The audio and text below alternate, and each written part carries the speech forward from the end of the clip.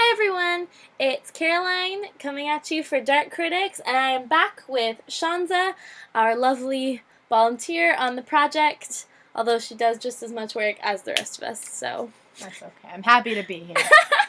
So we are responding to Sarah's post today about the two rehearsals that she attended, the last two that she attended, on June 13th and the 15th.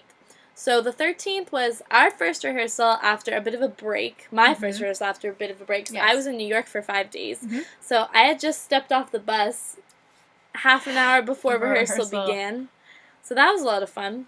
But she pulled through. It was a long day of rehearsal. At that point, we had everything blocked, and we had like a rough sort of understanding as to how the piece would look. So when Caroline we came back, she had to learn all the new additions that we made since she was gone. Just throw her out there and say, okay, go. But we had gone through so many run-throughs at that point as well. Yeah. So I know Monica was planning on having a 6 to 10 p.m. rehearsal as well, but we cut it quits because we had done a lot, and she had just gone off a bus like 30 minutes prior. And we were perfect, basically. We were. I think we had gone through it so many times that we just sort of were like, all right, like, we gotta rest now at this point. Were all off book by that day. I had been emailed the newest version of the script when I was in New York, so I had gotten off book. Yeah. And everyone else was off book, obviously. Yeah. So it was a good rehearsal. Like Sarah said, a little low energy especially by the end of it. Yes. But we pulled through. It was definitely our first time going over like that piece over and over again. Yeah. Constantly. Constantly, which I feel is good practice for the performances that we've had so far. Yeah. But yeah. And then the 15th, Sarah attended our kind of final dress rehearsal where Monica's husband Kevin was taking promotional pictures, and we were in costume for the first time. Yeah. I love our dresses. Thank you, Roberta. Yes. We love you so much.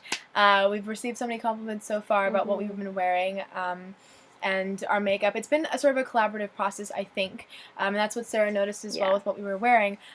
Because we're on the road and because it's basically just us 3 girls, 1 guy, it's been a lot of dressing each other, doing each other's hair, bringing what we know to the table, and I think we were able to create a really good sort of image as to the time period we're trying to sort of capture. Yeah. So that is fantastic. Yeah.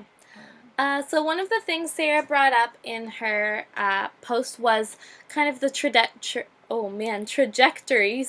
that our characters go on, and that was, like Monica said, not on purpose. No. We did not go into that writing these characters that had spectacular transformations from beginning to end. Yeah, that complexity was not applied as we were writing it, really.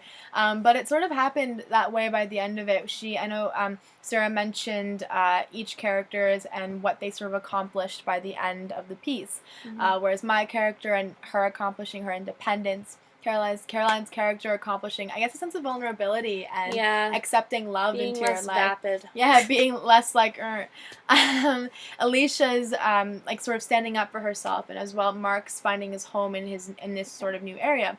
We all reached a sort of good point. I think it sort of had to do with the interviews that we had, because we interviewed these people and we sort of knew the look on their faces and their vibes when we were interviewing them, right? I guess it just so happened that we just sort of I don't know, had it like that. Yeah, and it worked out really well. It's fun to act. So. Yeah. It is, and you find new complexity each time you sort of perform it, right? Like initially when I had the way we wrote the script, initially it looked like this is really simple, like it's not gonna, but we have been able to find so much complexity and new things every single show, and it's so much fun, especially with our relationships on stage, like the 4 of us. So we've definitely come really far together. Like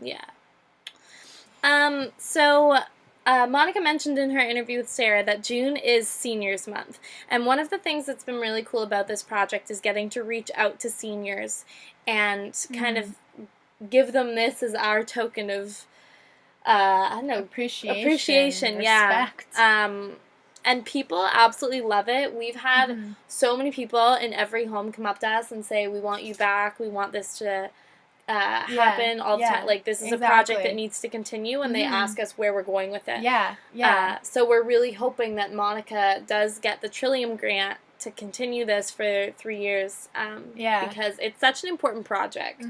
It's a fantastic opportunity for students as well, in that I know this time the process was a little bit rushed, but if she does receive this grant, students would be able to apply much earlier, because I honestly think that, personally, for myself, I've never been in collaborative theater before, where we all write the piece together, block the piece together, and rehearse it together, and costume each other, and do production and all sorts of things like that. So the experience has taught me so much personally. It has really opened my eyes to a couple of things, and I honestly wish it for anyone who's I think it's a fantastic opportunity. Absolutely. We've been having a great time, learning a lot, and making a little bit of mistakes, but learning from those mistakes.